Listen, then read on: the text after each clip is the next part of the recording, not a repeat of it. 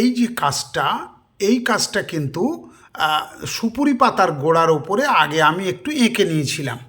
এঁকে নিয়ে এইবারে ছবি দেখে দেখে এঁকে নিয়ে আমার মতো করে আমি একটু এঁকেছি টেকেছি করে এইবার সেটাকে কাটিং করতে হয়েছে। ভালো করে দেখুন, সুপুরি গাছের পাতার গোড়া দিয়ে কাটিং করতে হয়েছে।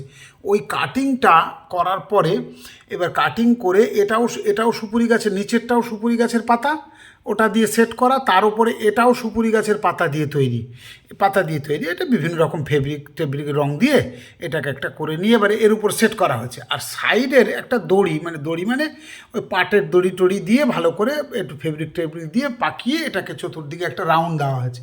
আর এই যে কাজটা যেটা দেখতে পাচ্ছেন ওপরে, এটা কিন্তু তাল গাছের পাতাকে সরু সরু করে কেটে বুনন করা, বুনে এর সাইডে করে দেওয়া হয়েছে, দিয়ে কাঁচ দিয়ে এটা কাঠের ফ্রেম দিয়ে এটাকে করে। এই একটা পোর্ট্রেট বাজারে কিন্তু বিরাট দাম আছে, এবং এটা বায়োডিগ্রেডেবল, পরিবেশ বান্ধব, এবং এটা সহজে বাচ্চারা করতে পারবে।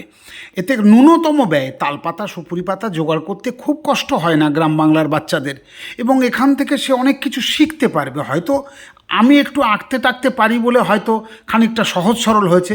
যারা পারবে না, এই বোনাটা কিন্তু খুব কঠিন কাজ না, এই বোনাটা খুব সহজ কাজ, ও বোনাটা বুনতে পারবে। তারপরে এই তাল গাছের পাতা, এই সুপুরি গাছের পাতার গোড়া দিয়ে ওই কালো ফেব্রিক দিয়ে দেওয়া, তারপরে এই যে আমি যেটা করেছি এগুলো একটু কঠিন কাজ তুলনামূলকভাবে, কিন্তু পাখি টাখি করে দেওয়া, ছোট ছোট পাখি করে দেওয়া, বা এই কাজগুলো নিজের মতো করে সাজানো, এগুলো তো নিখুঁত করার কোনো ব্যাপার না, নিজের মন থেকে করলেই হবে। এগুলো একটু পরবর্তীকালে সে শিখতে পারবে। সে যদি এটাই করে সাপ্লাই দেয়, যারা একটু ভালো আঁকতে পারে তারা এগুলো এঁকে দিলে তাহলে কত সুবিধা হয়। তাহলে সেও কিছু পয়সা পেল, তার অর্থের সংস্থান হবে। আর যদি কেউ আঁকতে পারে তাহলে তো বিরাট ব্যাপার হলো। তাহলে এই এক একটা পোর্ট্রেটের দাম বাজারগত মূল্য আছে প্রায় 7,000 থেকে 8,000 টাকা বাজারগত মূল্য। শান্তিনিকেতন রবীন্দ্রনাথ ঠাকুরের মানে কি বলবো তীর্থক্ষেত্র, সেখানে কিন্তু এই সমস্ত পোর্ট্রেটগুলো 7,000, 8,000, কোনো জায়গায় সেরকমভাবে অনেক টাকায় বিক্রি হয়।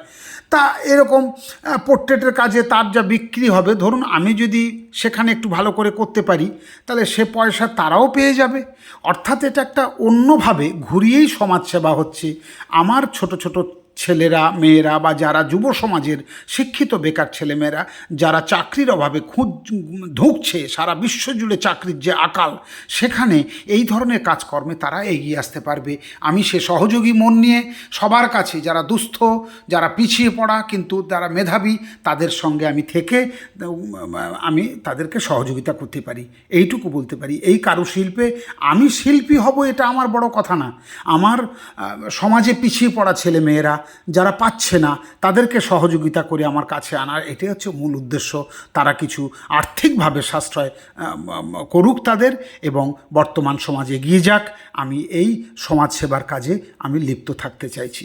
আর সাথে সাথে আমি একটু গিটারের গান টান হয়তো করি টরি, সেটা আমি করতেই পারি, সেটা করাটা অন্য জিনিস। সব কাজ সবাই পারবে এরকম ব্যাপার না, কিন্তু এই কাজগুলো অনেকে করতে পারবে। ঠিক আছে, সবাইকে নমস্কার, ধন্যবাদ, শুভেচ্ছা জানালাম, নমস্কার।